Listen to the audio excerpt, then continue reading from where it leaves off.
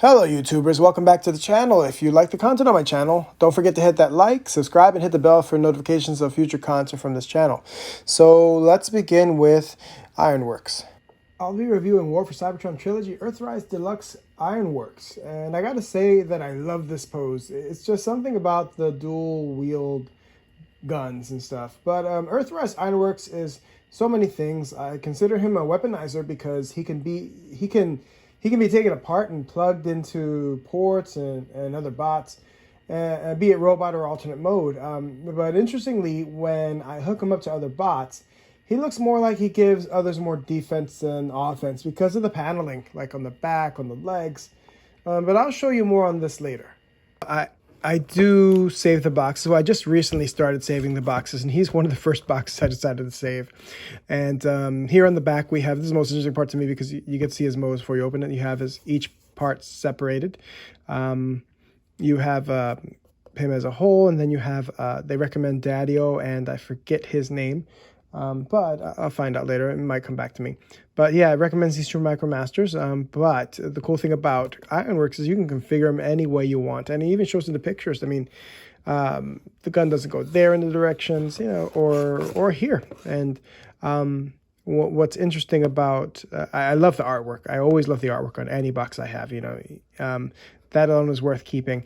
I really don't pay much attention to the map here in the middle, but maybe one day I'll pick it up. I really don't touch it usually, but yeah, I like the artwork because I wish the show or any seasons to come after the Netflix show were as exciting as the artwork. So Ironworks is a remake of the G1 Ironworks, which was a battle station for MicroMasters. It was like this Earth-like facility in disguise, I guess, that would transform into a battle station. It also came with this little MicroMaster named Ironworks. And that's what's great about Earthrise. They're revamping what hasn't been seen in decades in the Transformers universe. So Earthrise Ironworks still is a station, but instead of including a MicroMaster, the facility is the Transformer. You can actually think of this as a Metroplex, or a mini Metroplex, or a mini Titan, really. But yeah, Ironworks in this Earthrise continuity or version is the actual facility in the skies. So let's get a closer look at this figure. He has detail all over. He has this nice solid yellow, the shiny yellow. He has this dark gray or dark, I guess like a metallic brown, a really, really dark brown. And he has some black here, and he has this yellow. The yellow here is my favorite part because if you look closely, it's not just a yellow, but it's kind of scuffed, or they made it to look scuffed, of course, but I think it's a nice detail. I mean, it goes with his name. His name is Ironworks, and any factory that deals with iron, I'm sure you're going to get your hands and clothes dirty. But I also like the striated lines right here on his upper shins or his knees, and also right here you have red striated lines, and then you have red dark gray, or dark, actually it looks like a dark gray, almost black striated line. So I like how these two are of different color. He has a nice little Autobot symbol there. His face is red. He has a nice little helmet going on there.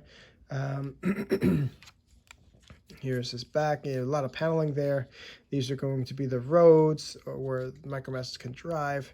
Along here on his legs too, he has some of that. He has a hook. I love the hook thing. It's at first, I didn't like it so much, but it's grown on me. And how many Transformers out there can you call or have the same capability as Captain Hook? So yeah, this is a nice little detail. It kind of makes him stand out. Yeah, so his articulation is just about as good as it can get. He can move his knees. He can bend his knees at a 90 degree and beyond. Actually, more than 90 degrees.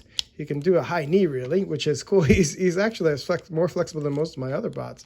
And his legs do come apart, which is, so let me put him back in. But actually, his legs do stay in pretty tight from my other, compared to my other weaponizers. I know with COG, these come out easy, but, I can give him a little tug and they're still in there. So his waist is the only thing that's not as articulate because the panel blocks it. But still, I mean, it still works. He can twist it. His shoulders are fully articulate. He bends at the elbows. This one at 90 degrees, and this one can bend beyond that because they both have different transformations. His head is on a ball joint, and yeah, he has just about as much articulation as your standard bot, and then some, really. But yeah, I think that, oh, and he also has the ankle tilt too. Before we get into his transformation, I just wanted to go over each part individually. Starting with the legs, they do unfold like this. What I do like about this is, well, one, it's a piece of road, but I like how it goes back in. They included this little port here, or this little peg with port connection there, and it's almost satisfying how perfectly measured and how snugly it fits. Even snaps in, really. That's good work. And the leg, this other leg's the same. So moving that aside, we start off with this gun. This gun breaks off into two pieces. It looks like a water hose almost. And I separate them and put one in each hand, really. Especially on this hook. It needs something, some kind of weapon besides the hook. So yeah, it looks like a water hose to me, but also a gun. And they can be separated and plugged in elsewhere. Here's his bottom torso, which also serves as a road, and it does this little hinge here enables enables him to move his waist or twist his hips. Here we have another road that's on his back, just another panel.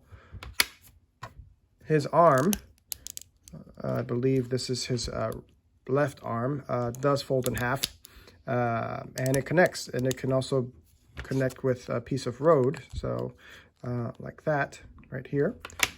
And it also comes with this little peg to plug in other weapons.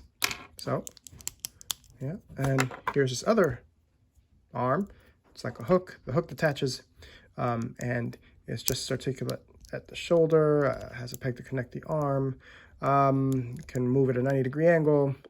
Yeah, it's pretty self-explanatory. And one of the most interesting pieces is his bust. So just like every weaponizer, you twist the head, you fold it back here, and that's how it goes. So what's interesting about this is it has multiple pegs, like this one here. This one pops out like right there. And then you have another peg here. And when you open it, you have another peg there. That's also flexible. But this also turns into like some kind of construction shovel, you know, you could break cement this way or use it as a weapon, but it can be, it mainly looks like a digging tool of sorts. Yeah, so, yeah, plug it in different parts. So these are his parts. So let's transform him. First things first, let's, starts with the arm here, fold it in. You want to take his legs, fold them in also. And this one's already folded in, so you want a good guide is here. You want these two folding edges, or these two curved edges, to touch each other. And it looks like that. So, next up, I'm going to take a central hub, and I'm going to break apart these weapons here. And I'm just going by what the directions recommend. So that goes there. And then if you see these two little dots here, that one and that one, plug them in here. Now, what's interesting about Ironworks in particular is normally I read the directions once, or I try to figure out a deluxe transformation by myself, but I really decided to keep those instructions. This little piece here, this little gun goes here. It's properly measured to fit, to stand as the base of the station. So it's from here, it's just the right measurement, just the right length to give the station some base. So there it is. And then this is going to be a road, his lower torso. So you just want to make sure that this clears, or this I'm going to fold this in. So long as this part of the toe doesn't protrude, conflict with this, it should be fine. So I'm going to connect this right here.